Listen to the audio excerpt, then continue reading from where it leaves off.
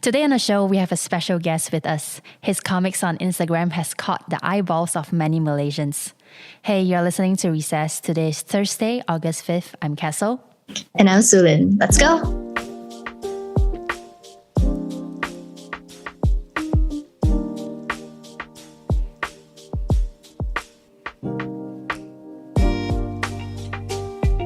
Hey Daniel, so happy to have you on the show today. How are you? Oh, hey, I'm doing great. And it's actually my first time on this kind of talk show. So pardon me if I sound a bit nervous.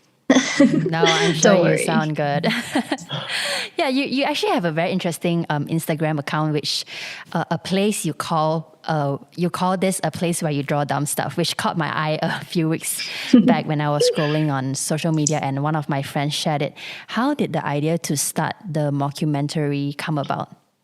Okay. So since young, I actually always loved reading comics in the newspaper. And I remember when I was in high school, I used to even draw stickman comics in the exercise book.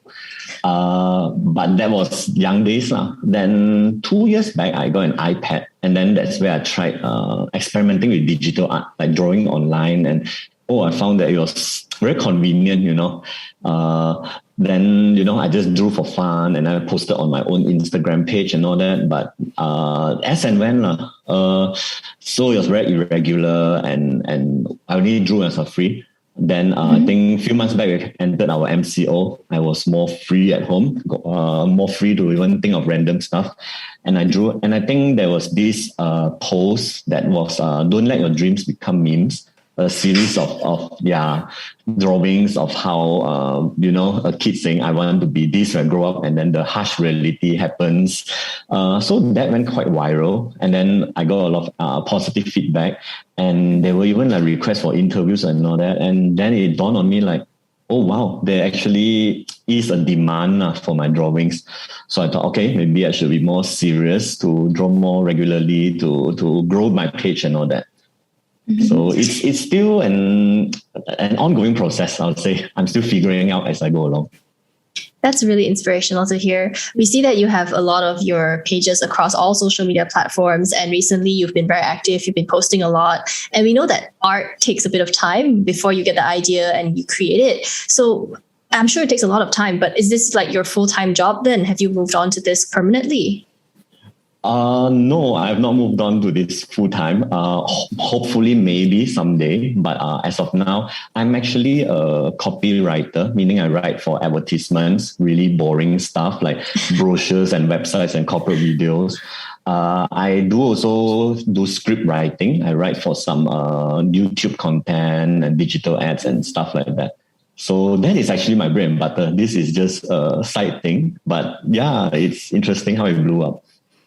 I love that. I feel like that is just how it is with a lot of creatives. Like usually the ones that you enjoy most are not the one that is paying the bills. And looking through your stuff, I have a few favorites. It's just nice to see your your post at the end of the day. Like it's so relatable and so chill. Like some of my favorites are the people of Malaysia like grab food, and then politicians like grab power, and I just cracked up.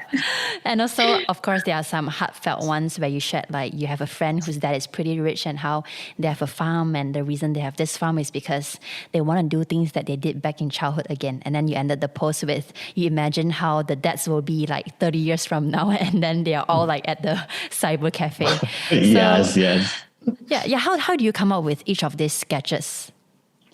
Okay. I think I realized that I'm actually a more words-based person. In fact, I feel like sometimes I'm not really an artist. I'm like a writer who draws.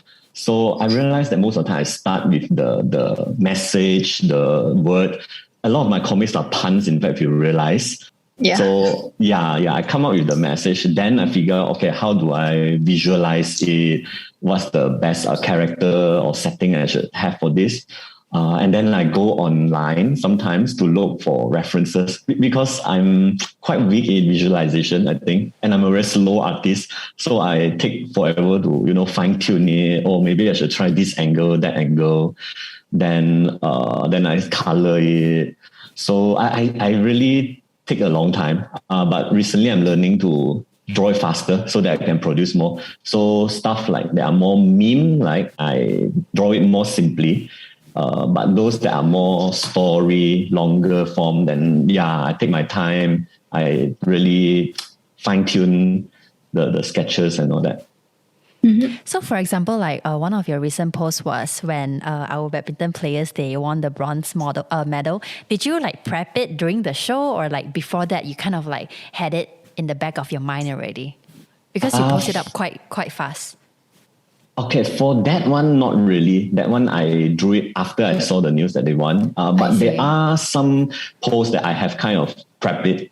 Like let's say COVID cases are going up. You can't know they will go up. So so I kind of have that in mind. I just leave the numbers or figures and fill it in at the end. Speaking of the COVID cases, I'm the COVID girl of the show, so I need to ask the question on this. You make a lot of jokes based on things that are a bit sad sometimes. So like, oh, you want to be a ninja and then you end up being a ninja delivery man, or COVID cases going up, or KFC having chicken skins and then, comparing to a minister who has thick skin. Some people would describe this as dark humor. Do you think your humor is dark? And if so, why do you choose it? I think, yes, my humor is quite dark. I can be a very sarcastic person at times. I'm the sort of person who laughs at any time, any place. But I think that's also why people resonate, because these are really very dark times, very depressing times sometimes. And I think humor is an escape for people. So they find that, okay, if you can laugh at it, at least you can go through it, more positively. So I like to see it in that way. Kind of like laughter is the best medicine. Right now, it's more of a painkiller. So, but I am trying also to not focus only on dark humor. Sometimes I like to also draw things that are more inspiring, uplifting, like posts that deal with nostalgia, how life was when we grew up, things that are thought-provoking, inspiring. But I think because of the nature of the times we're in right now, a lot of it tends to be darker, things that are more real and grim and negative. And we love it. We love it. It's cynical. I'll say cynical. We are living in cynical times. So you mentioned that you have been getting a lot of traction recently. Your series, Don't Let Your Dreams Become Memes, has been slowly blowing up and you're getting a lot of online success. And you've mentioned that if this is possible, you want to move into this. So what helps keep you grounded? Like Kessyl mentioned that when she looks at your comics at the end of the day, she feels this connection, she feels a sense of relatability. So how do you remind yourself of what reality actually is so that your audience can connect with you like instantly like that?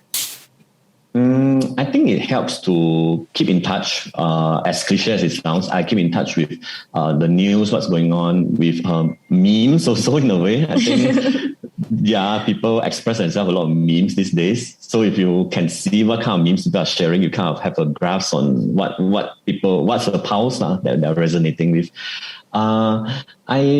I guess perhaps it's also my background in advertising, where I'm aware of, as an artist, I should not sometimes be too artistic, too shock sendiri, as they call. Because sometimes as artists, I want to draw this, I want to tell this kind of story, this kind of imagery, but people might not get it.